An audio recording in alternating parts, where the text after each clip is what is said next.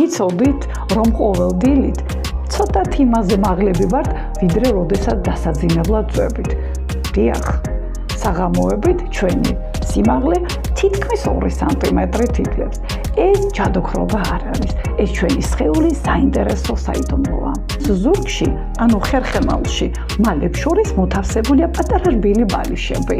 მათ მალათაშუა დისკები ჰქვია. ისინი ზუსტად რბილ ღრუბელს გვანან და წყლით სავსეა. მათი დახმარებით ჩვენ თავისუფლად მოძრაობთ, ხტუნავთ და ზურგიც არ ვტკივართ. მთელი დღის განმავლობაში, როდესაც ვდგავართ ან ვზივართ, ჩვენი სხეულის სიმძიმის ზალა აწვება ამ ბალიშებს ანუ დისკებს და წყალს გარეთ დევნის. საღამოს კი უკვე ეს ბალიშები თხელდება და ჩვენ სიმაღლეში ვიკლებთ. ღამით, როდესაც წვევით და ვისვენებთ, წნევა ქრება, ჩნდება საოცარი პროცესი იმბიბიცია. ანუ ბალიშები ღრუბელივით წყალს იწოვენ, სქელდებიან და დილისთვის ძველ სიმაღლეს გვიბრუნებენ.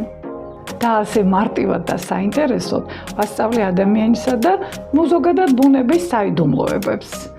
როგორც სასკოლო, ისევ სააბიტურო პროგრამის ფარგლებში.